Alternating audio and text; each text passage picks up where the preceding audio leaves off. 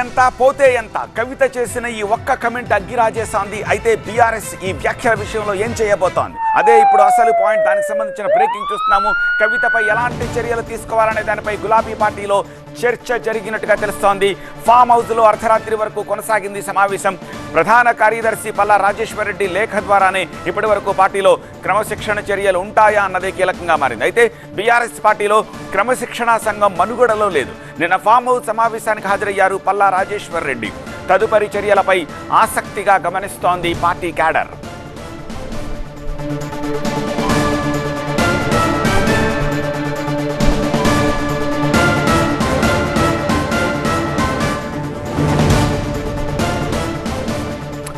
దీనికి సంబంధించి మరింత సమాచారం అందించేందుకు మా ప్రతినిధి రాకేష్ ప్రస్తుతం మనకు లైవ్లో సిద్ధంగా ఉన్నారు. రాకేష్, ఇప్పటి వరకు మనుగడలో లేని క్రమశిక్షణా సంఘం, క్రమశిక్షణా కమిటీ అనేది ఇప్పుడు తెరపైకి వస్తున్నట్టుగా వస్తున్న వార్తలకు సంబంధించి అప్డేట్స్ ఏంటి? ఏం జరగబోతోంది ఇప్పుడు కవిత విషయంలో? నేను అర్ధరాత్రి వరకు అయితే సీరియస్గా డిస్కషన్ జరిగాయి. ఆ డిస్కషన్స్లో ఏం నిర్ణయం తీసుకున్నారు, ఎవరినైనా బయట మాట్లాడమన్నారా, మీడియాకు దీనికి సంబంధించి బ్రీఫింగ్ ఎవరిస్తారు, లేకపోతే పార్టీలో జరుగుతున్నటువంటి నష్టం అంచనా, దానిపైన చర్యలు, కవిత పైన యాక్షన్, వీటన్నిటిపైన ఏం జరగబోతుంది అనేది పార్టీలో ఇంతవరకు అయితే అఫీషియల్ ఇన్ఫర్మేషన్ లేదు. కానీ గతంలో ఇలాంటి సంఘటనలు జరిగినప్పుడు మాత్రం రాష్ట్ర ప్రధాన కార్యదర్శిగా, బీఆర్ఎస్ పార్టీకి ప్రధాన కార్యదర్శిగా ఉన్నటువంటి పల్లా రాజేశ్వర్ రెడ్డి ఒక లేఖ విడుదల చేసేవారు. నిజామాబాద్లో అప్పుడు ఎమ్మెల్సీకి భూపాల్ రెడ్డి పైన యాక్షన్ తీసుకున్నప్పుడు ఆయనే లేఖ విడుదల చేశారు. సస్పెండ్ చేస్తున్నట్టు పార్టీ వ్యతిరేక కార్యకలాపాలు చేస్తున్నారంటూ లేఖలో పేర్కొని ఒక సస్పెన్షన్ లెటర్ రిలీజ్ చేశారు. ఆ తర్వాత ఈటెల రాజేందర్ విషయంలో కూడా పల్లా రాజేశ్వర్ రెడ్డి సంతకంతోనే ఒక లేఖ రిలీజ్ అయింది. కానీ క్రమశిక్షణ సంఘం అంటూ లేదు. మామూలుగా రాజకీయ పార్టీల్లో ఇలాంటి సంఘటనలు జరిగినప్పుడు, ఎవరైనా పార్టీకి వ్యతిరేకంగా మాట్లాడినప్పుడు, పార్టీకి వ్యతిరేక కార్యకలాపాలు చేసినప్పుడు ఒక క్రమశిక్షణ సంఘం ఉంటుంది.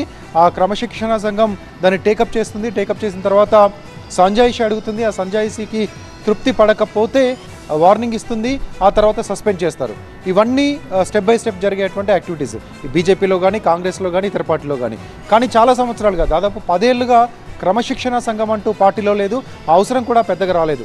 గత 10 ఏళ్లుగా 2 సార్లు మాత్రమే వచ్చింది. అది కూడా ఎన్నికల సమయంలో అప్పుడు ఎమ్మెల్సీగా ఉన్నటువంటి భూపాల్ రెడ్డిని సస్పెండ్ చేశారు.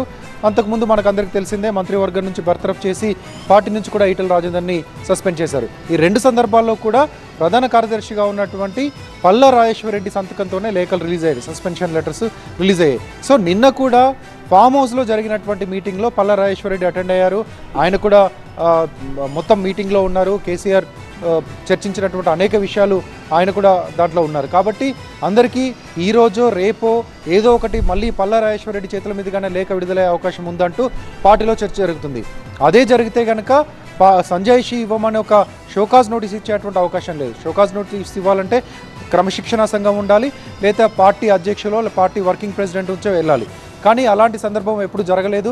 ఏకంగా సస్పెన్షన్సే జరుగుతూ వచ్చాయి. కాబట్టి ఈరోజు రేపో పార్టీలో మరిన్ని అభిప్రాయాలు తీసుకోనో, లేకపోతే మరోసారి సమావేశమయ్యో, లేకపోతే కొంత వేచి చూసో సస్పెన్షన్ వైపుకు వెళ్ళే అవకాశం ఎక్కువగా కనిపిస్తున్నట్టుగా తెలుస్తుంది. ఎందుకంటే క్రమశిక్షణా సంఘం అనేది మనుగడలో లేదు. కాబట్టి పార్టీలో చాలా రోజుల నుంచి ఇదే సిస్టమ్ జరుగుతుంది. కాబట్టి పార్టీలో ఇప్పుడు కూడా అదే జరిగే అవకాశం ఉందని కార్యకర్తలంతా భావిస్తూ ఉన్నారు.